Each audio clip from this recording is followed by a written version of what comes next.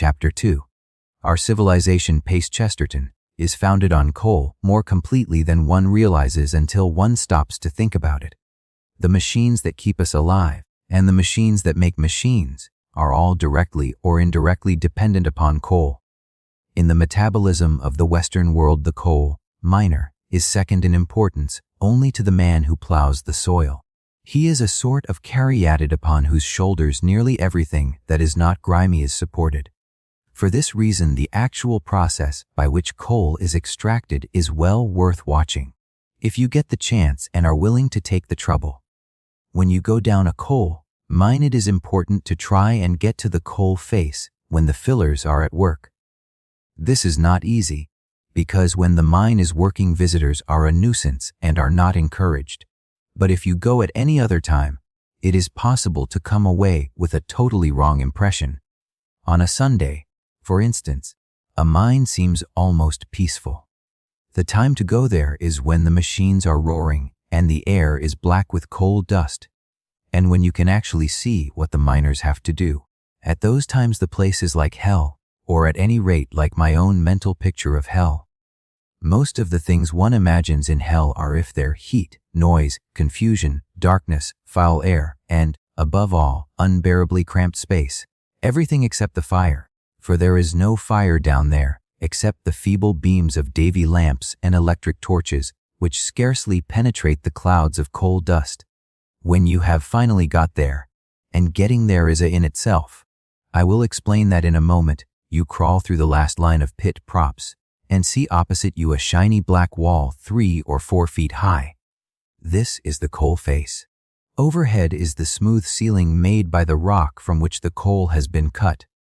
Underneath is the rock again, so that the gallery you are in is only as high as the ledge of coal itself, probably not much more than a yard. The first impression of all, overmastering everything else for a while, is the frightful, deafening din from the conveyor belt which carries the coal away. You cannot see very far, because the fog of coal dust throws back the beam of your lamp, but you can see on either side of you the line of half-naked kneeling men, 1 to every 4 or 5 yards, driving their shovels under the fallen coal and flinging it swiftly over their left shoulders. They are feeding it on to the conveyor belt, a moving rubber belt a couple of feet wide which runs a yard or 2 behind them. Down this belt a glittering river of coal races constantly. In a big mine it is carrying away several tons of coal every minute. It bears it off to some place in the main roads where it is shot into tubs holding half a ton, and thence dragged to the cages and hoisted to the outer air. It is impossible to watch the fillers at work without feeling a pang of envy for their toughness. It is a dreadful job that they do, an almost superhuman job by the standard of an ordinary person, for they are not only shifting monstrous quantities of coal, they are also doing it in a position that doubles or trebles the work. They have got to remain kneeling all the while. They could hardly rise from their knees without hitting the ceiling, and you can easily see by trying it what a tremendous effort this means. Shoveling is comparatively easy when you are standing up, because you can use your knee and thigh to drive the shovel along, kneeling down. The whole of the strain is thrown upon your arm and belly muscles, and the other conditions do not exactly make things easier. There is the heat, it varies, but in some mines it is suffocating and the coal dust that stuffs up your throat and nostrils and collects along your eyelids, and the unending rattle of the conveyor belt, which in that confined space is rather like the rattle of a machine gun. But the fillers look and work as though they were made of iron. They really do look like iron-hammered iron statues, under the smooth coat of coal dust, which clings to them from head to foot. It is only when you see miners down the mine and naked that you realize what splendid men they are. Most of them are small, big men are at a disadvantage in that job, but nearly all of them have the most noble bodies, wide shoulders tapering to slender supple waists, and small pronounced buttocks and sinewy thighs, with not an ounce of waist flesh anywhere. In the hotter mines they wear only a pair of thin drawers, clogs and knee pads. In the hottest mines of all, only the clogs and knee pads. You can hardly tell by the look of them whether they are young or old.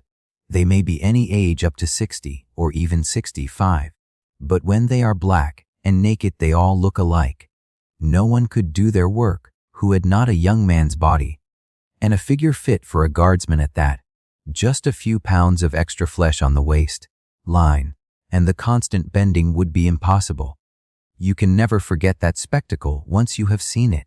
The line of bowed, kneeling figures, sooty black all over, driving their huge shovels under the coal with stupendous force and speed. They are on the job for 7.5 hours, theoretically without a break, for there is no time off.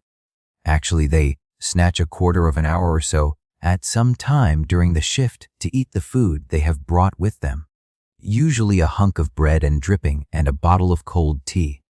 The first time I was watching the fillers at work, I put my hand upon some dreadful slimy thing among the coal dust.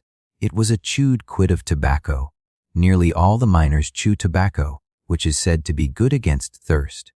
Probably you have to go down several coal mines before you can get much grasp of the processes that are going on round you. This is chiefly because the mere effort of getting from place to place makes it difficult to notice anything else. In some ways it is even disappointing, or at least is unlike what you have expected. You get into the cage, which is a steel box about as wide as a telephone box and 2 or 3 times as long. It holds 10 men, but they pack it like pilchards in a tin, and a tall man cannot stand upright in it. The steel door shuts upon you, and somebody working the winding gear above drops you into the void. You have the usual momentary qualm in your belly and a bursting sensation in the cars, but not much sensation of movement till you get near the bottom, when the cage slows down so abruptly that you could swear it is going upwards again. In the middle of the run, the cage probably touches 60 miles an hour. In some of the deeper mines it touches even more. When you crawl out at the bottom, you are perhaps 400 yards underground. That is to say, you have a tolerable sized mountain on top of you, hundreds of yards of solid rock, bones of extinct beasts, subsoil flints, roots of growing things, green grass and cows grazing on it, all this suspended over your head and held back only by wooden props as thick as the calf of your leg. But because of the speed at which the cage has brought you down, and the complete blackness through which you have traveled, you hardly feel yourself deeper down than you would at the bottom of the Piccadilly tube. What is surprising, on the other hand, is the immense horizontal distances that have to be traveled underground. Before I had been down a mine, I had vaguely imagined the miner stepping out of the cage and getting to work on a ledge of coal a few yards away. I had not realized that before he even gets to work he may have had to creep along passages as long as from London Bridge to Oxford Circus. In the beginning, of course, a mine shaft is sunk somewhere near a seam of coal, but as that seam is worked out and fresh seams are followed up, the workings get further and further from the pit bottom. If it is a mile from the pit bottom to the coal face, that is probably an average distance. 3 miles is a fairly normal one. There are even said to be a few mines where it is as much as 5 miles, but these distances bear no relation to distances above ground. For in all that mile or 3 miles as it may be, there is hardly anywhere outside the main road, and not many places even there, where a man can stand upright. You do not notice the effect of this till you have gone a few hundred yards. You start off, stooping slightly, down the dim, lit gallery, 8 or 10 feet wide and about 5 high, with the walls built up with slabs of shale, like the stone walls in Derbyshire. Every yard or 2 there are wooden props holding up the beams and girders. Some of the girders have buckled into fantastic curves under which you have to duck. Usually it is bad going underfoot, thick dust or jagged chunks of shale, and in some mines where there is water it is as mucky as a farmyard. Also, there is the track for the coal tubs, like a miniature railway track with sleepers a foot or 2 apart, which is tiresome to walk on. Everything is gray with shale dust. There is a dusty, fiery smell which seems to be the same in all mines. You see mysterious machines of which you never learn the purpose, and bundles of tools slung together on wires, and sometimes mice darting away from the beam of the lamps. They are surprisingly common, especially in mines where there are or have been horses. It would be interesting to know how they got there in the first place, possibly by falling down the shaft, for they say a mouse can fall any distance uninjured, owing to its surface area being so large relative to its weight. You press yourself against the wall to make way for lines of tubs, jolting slowly towards the shaft, drawn by an endless steel cable operated from the surface. You creep through sacking curtains and thick wooden doors which, when they are opened, let out fierce blasts of air. These doors are an important part of the ventilation system. The exhausted air is sucked out of one shaft by means of fans, and the fresh air enters the other of its own accord. But if left to itself, the air will take the shortest way round, leaving the deeper workings unventilated, so all the short cuts have to be partitioned off. At the start, to walk stooping is rather a joke, but it is a joke that soon wears off. I am handicapped by being exceptionally tall, but when the roof falls to 4 feet or less, it is a tough job for anybody except a dwarf or a child. You not only have to bend double, you have also got to keep your head up all the while so as to see the beams and girders and dodge them when they come. You have, therefore, a constant crick in the neck, but this is nothing to the pain in your knees and thighs. After half a mile it becomes, I am not exaggerating, an unbearable agony. You begin to wonder whether you will ever get to the end. Still more, how on earth you are going to get back. Your pace grows slower and slower. You come to a stretch of a couple of 100 yards, where it is all exceptionally low, and you have to work yourself along in a squatting position. Then suddenly the roof opens out to a mysterious height, scene of an old fall of rock, probably 2, and for 20 whole yards you can stand upright. The relief is overwhelming.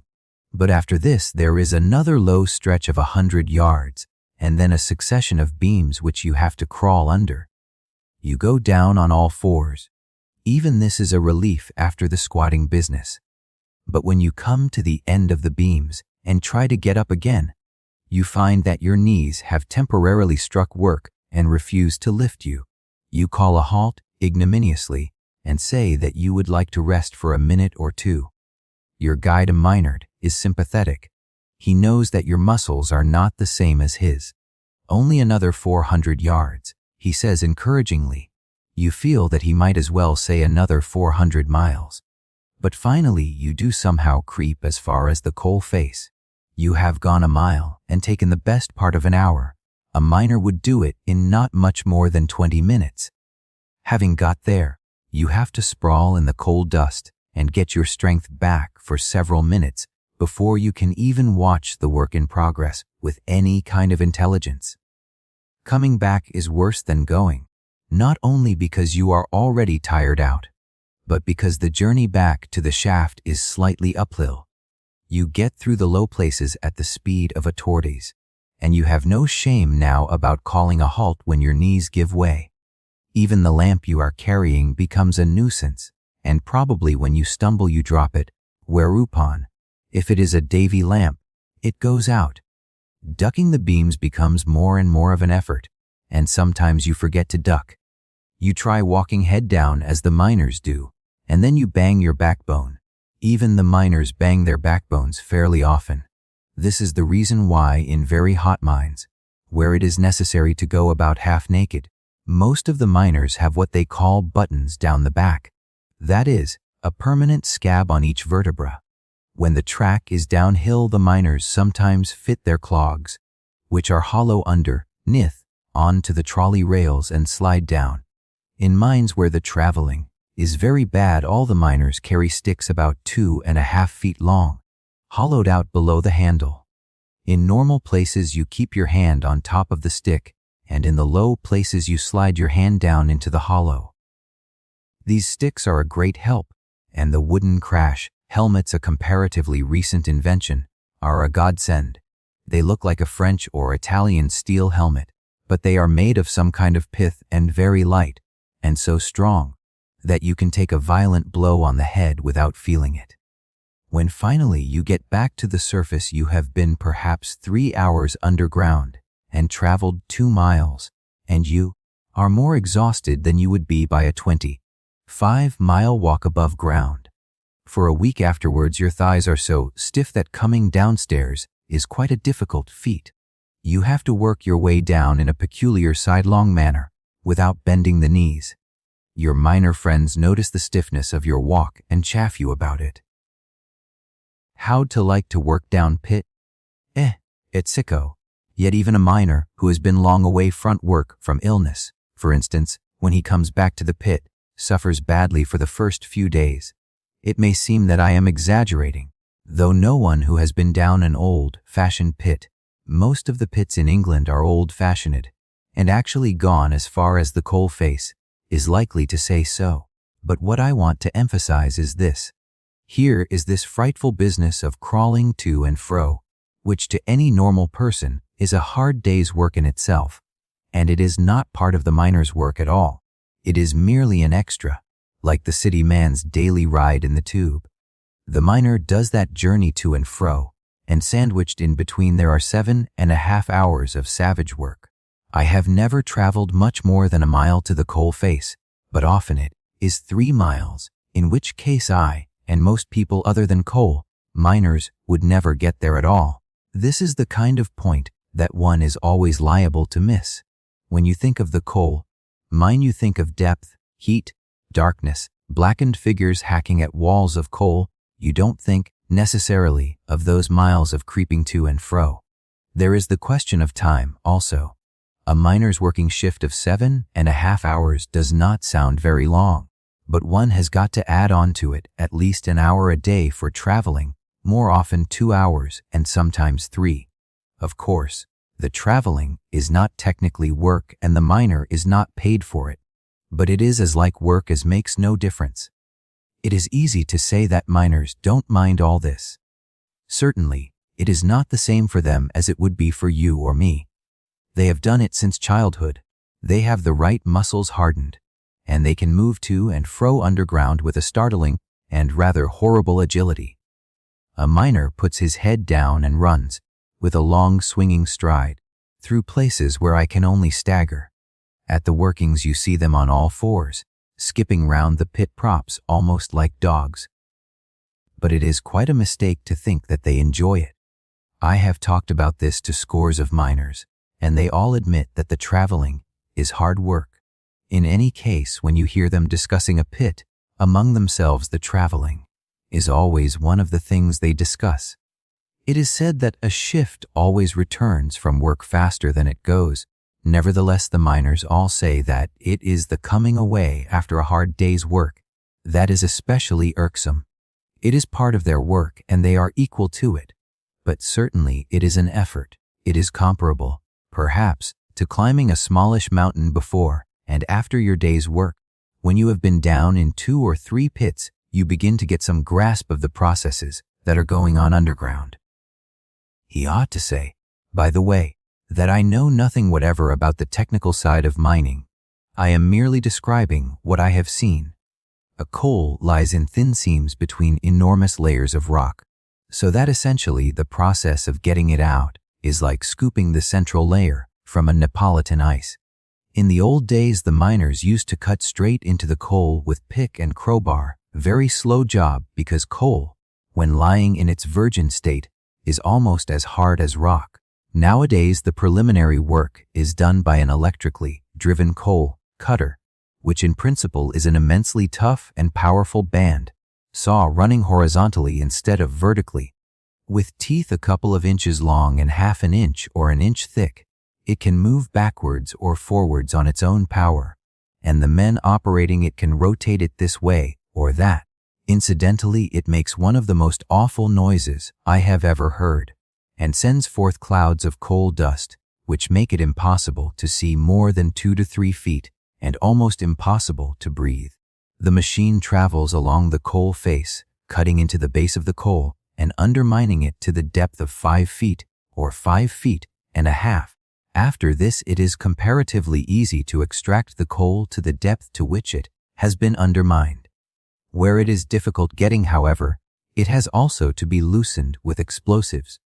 A man with an electric drill, like a rather small version of the drills used in street mending, bores holes at intervals in the coal, inserts blasting powder, plugs it with clay, goes round the corner if there is one handy. He is supposed to retire to 25 yards distance, and touches off the charge with an electric current. This is not intended to bring the coal out, only to loosen it.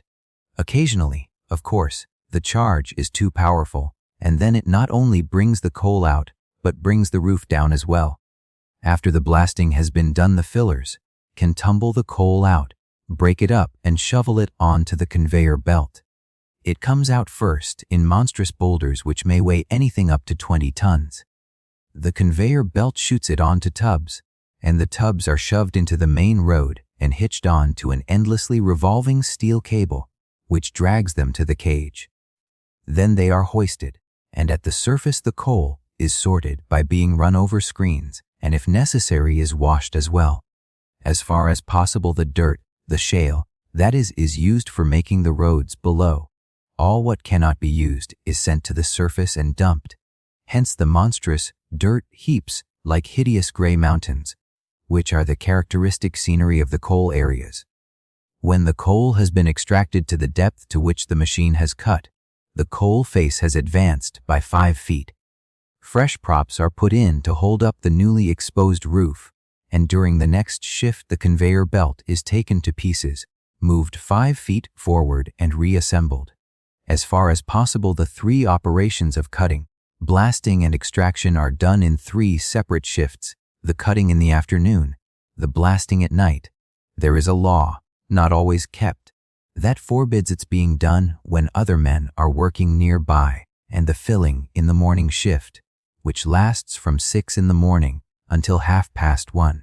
Even when you watch the process of coal extraction, you probably only watch it for a short time, and it is not until you begin making a few calculations that you realize what a stupendous task the fillers are performing.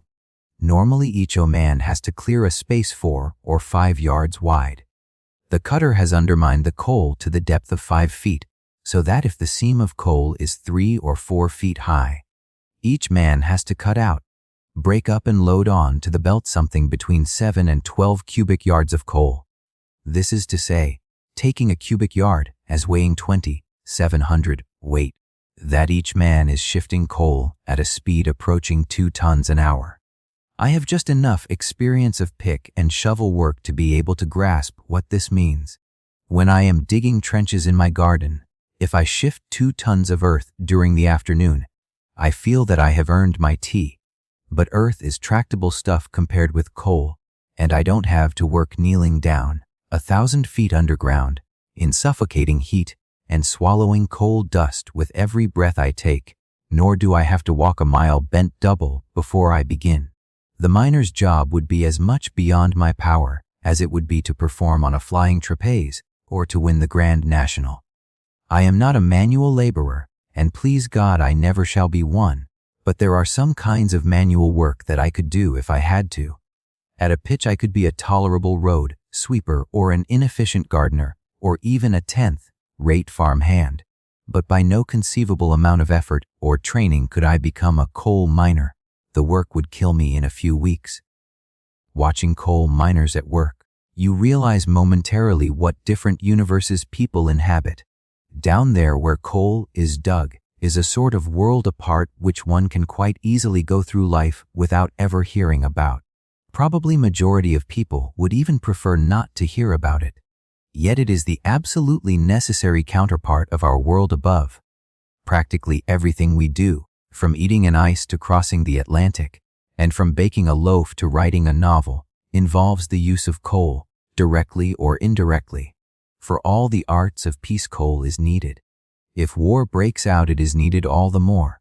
In time of revolution, the miner must go on working, or the revolution must stop, for revolution as much as reaction needs coal. Whatever may be happening on the surface, the hacking and shoveling have got to continue without a pause, or at any rate without pausing for more than a few weeks at the most. in order that Hitler may march the goose.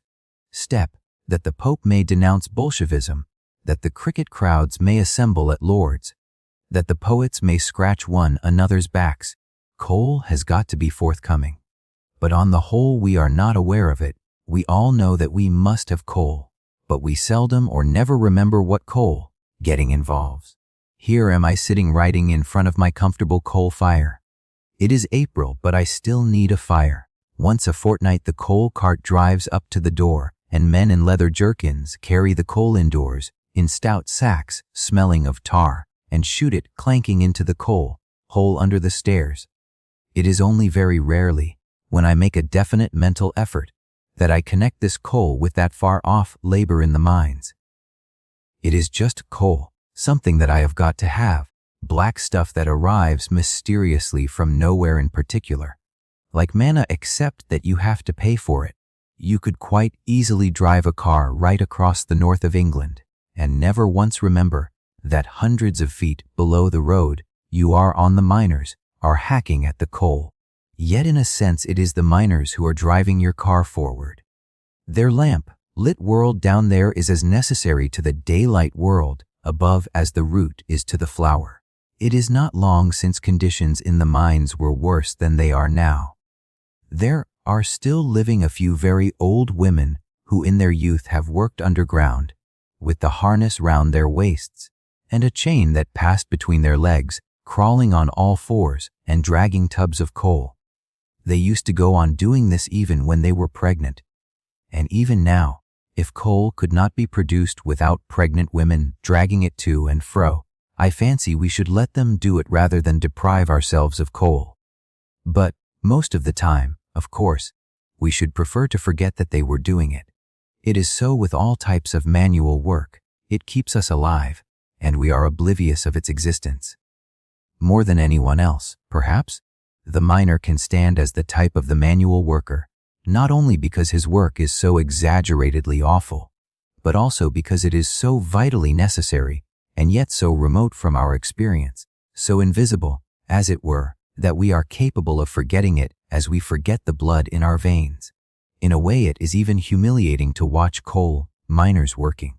It raises in you a momentary doubt about your own status as an intellectual and a superior person generally. For it is brought home to you, at least while you are watching, that it is only because miners sweat their guts out that superior persons can remain superior. You and I and the editor of the Times Lit. Sup, and the poets and the Archbishop of Canterbury and Comrade X, author of Marxism for Infants. All of us really owe the comparative decency of our lives to poor drudges underground, with blackened to the eyes, with their throats full of coal dust, driving their shovels forward with arms and belly muscles of steel.